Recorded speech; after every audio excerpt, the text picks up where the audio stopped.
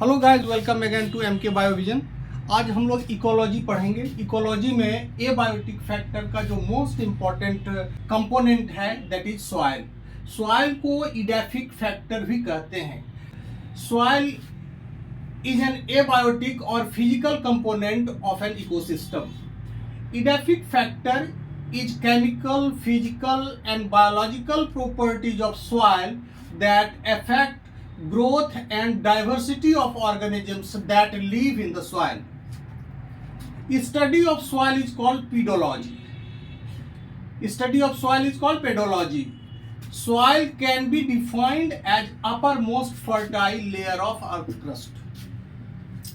Soil is a mixture of four components: minerals, organic matter, water and air. अब देखते हैं कि soil के किस एस्पेक्ट को हम लोग एज एन एडेफिक फैक्टर पढ़ेंगे। तो इसमें हम क्या पढ़ेंगे? सॉइल टेक्सचर के बारे में। Soil texture, pH, salinity, moisture, temperature, organic content, nitrogen content and heavy metal content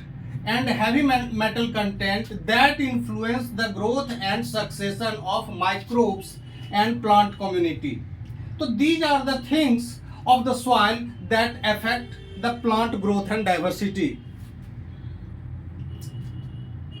Solid part of soil contains mineral particles of different size, that is sand, silt and clay. Mineral particle के different size होते हैं। Sand का size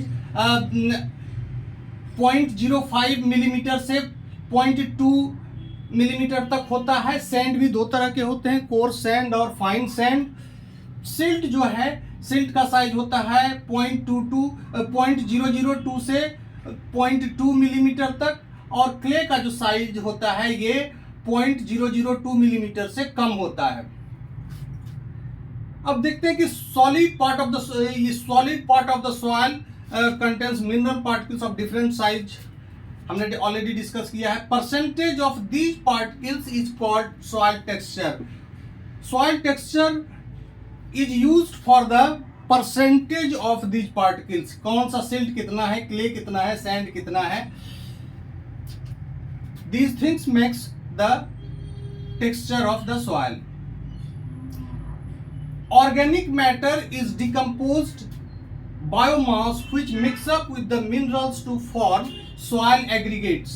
Soil जो होता है, जब हम देखते हैं कि ड्राई होता है तो सॉइल एक खास पैटर्न में, खास करके ड्राई कंडीशन में सॉइल क्रैक करता है। तो जो क्रैक करता है वो उसके पैटर्न को हम एग्रीगेट्स कहते हैं। अब ये एग्रीगेट्स कैसे बनता है? जब ये मिक्सचर होता है, सैंड, मिनरल्स और ऑर्गेनिक मैटर आपस में मिलके सॉइल एग्रीगेट्स बनाते हैं। मिनरल्स बनाते हैं सॉइल टेक्सचर, और सॉइल टेक्सचर के साथ यदि सॉइल ये ह्यूमस मिल जाए यानी ऑर्गेनिक मैटर मिल जाए तो ये सॉइल एग्रीगेट्स बनाते हैं।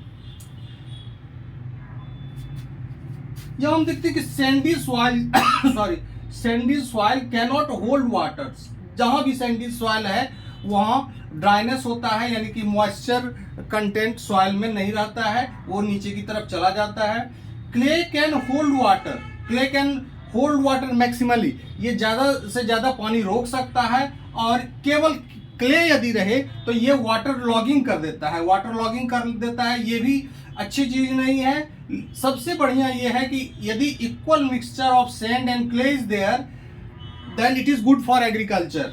तो वैसे सॉइल को जिसमें इक्वल अमाउंट ऑफ सैंड और क्ले है उसको हम लोम के नाम से जाना जाता है, और ये एग्रीकल्चर के लिए